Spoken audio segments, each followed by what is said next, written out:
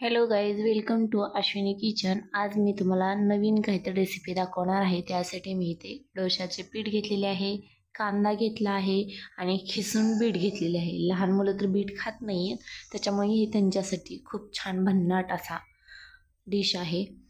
तसेच मी येथे पिझ्झा टफिंग घेतलेले आहे. तुम्ही याच्या जागी जाम पण यूज करू शकता. इथे मी चीज घेतलेले आहे. तसेच मी इथे छोटे बटर घेतलेले आहे, जे की मी हाताच्या साहाय्याने लावणार आहे. तर आता मी याच्यात थोडे पाणी टाकून छान प्रकारे बॅटर बनवून घेणार आहे. जसे की आपण डोशासाठी बॅटर बनवतो त्या प्रकारे याचं बॅटर बनवायचे आहे. त्याच्यामध्ये मी थोडे मीठ ॲड केलेले आहे आणि हे चांगले फेटून घेणार आहे. तर लहान मुलांना ना बीट वगैरे किंवा असे काही भाज्या खाण्यासाठी खूप हे करतात. इथे मी फक्त बीट आणि ऑनियनच यूज केलेलं आहे. याच्या जागी तुम्ही तुम्हाला आवडीनुसार तुम्ही पालक वगैरे काही पण तुम्ही याच्यामध्ये व्हेजिटेबल ॲड करू शकता. का तर लहान मुलांना व्हेजिटेबल बिलकुल आवडत नाहीत. तर बीट ही लहान मुलांसाठी तर खूपच छान आहे. मग त्यासाठी मी नवीन रेसिपी काहीतरी ट्राय करावं म्हटलं. आता माझे बॅटर हे बनवून तयार झालेले आहे. तसेच मी इथे डोशाचा तवा इथे गरम केलेला आहे. त्याला मी बटर लावले आहे.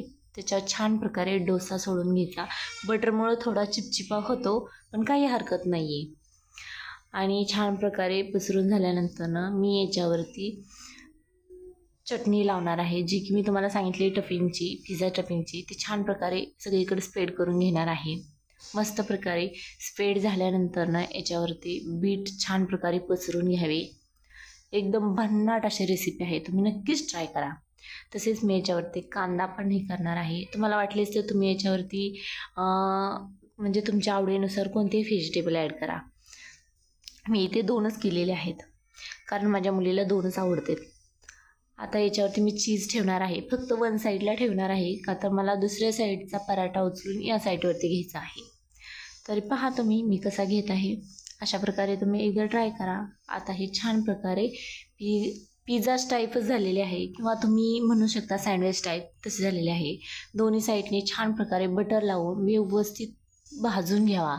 छान प्रकारे भाजला की ती पिझ्झा त्याच्यामध्ये आपण जे चीज हे केले ते छान मेल्ट होते. आता अशा प्रकारे माझा हा तयार आहे डोसा.